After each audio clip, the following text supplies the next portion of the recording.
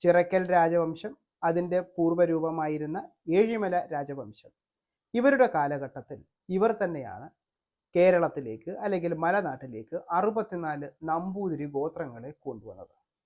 32 ഇപ്പുറത്തും 32 അപ്പുറത്തുമായി സ്ഥാപിച്ചു എന്നുള്ളതാണ് ചരിത്രപരമായും വംശീയപരമായിട്ടും നമുക്ക് മനസ്സിലാക്കാൻ സാധിക്കുന്നത്.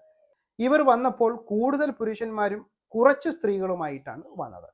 അതുകൊണ്ട് തന്നെ ഇവരുടെ പ്രജനനം എന്ന് പറയുന്നത് കുറച്ച് ബുദ്ധിമുട്ടുള്ള ഒരു കാര്യമായിരുന്നു. ഏതെങ്കിലും ഒരു സ്ത്രീയെ വിവാഹം കഴിക്കുക എന്നൊരു രീതി അവർക്കിടയിൽ ഉണ്ടായിരുന്നില്ല.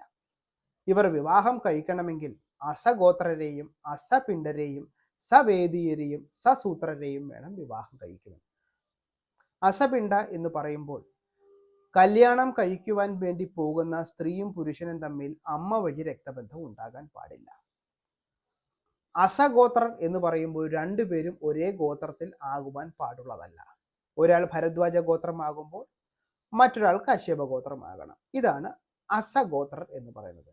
പിന്നെ ഒരേ വേദത്തിലും ഒരേ സൂത്രത്തിലും, സൂത്രം എന്നാൽ കൽപ്പസൂത്രം എന്നാണ് ഉദ്ദേശിക്കുന്നത്, ഇങ്ങനെ ആയിരിക്കണം എന്നുള്ളതാണ് വൈദിക ഗോത്രത്തിന്റെ നിയമം. ഇങ്ങനെ വളരെ ചൂസ് ചെയ്ത് സ്ത്രീകളെ തിരഞ്ഞെടുക്കുവാൻ മാത്രം കണ്ട അളവിൽ സ്ത്രീകൾ കേരളത്തിലേക്ക് വന്നിട്ടുണ്ടായിരുന്നില്ല.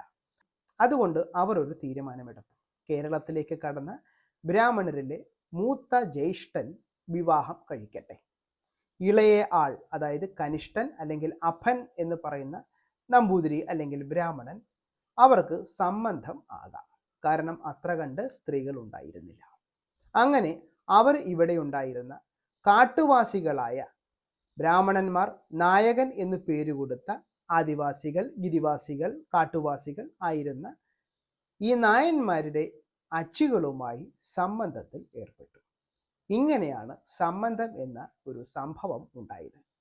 ഇന്ത്യൻ ഭൂഖണ്ഡത്തിൽ കേരളത്തിൽ മാത്രമേ ഇങ്ങനെയുള്ളൊരു ചടങ്ങ് അല്ലെങ്കിൽ ഇങ്ങനെയുള്ളൊരു ബാന്ധവം നമുക്ക് കാണുവാൻ സാധിക്കുകയുള്ളൂ.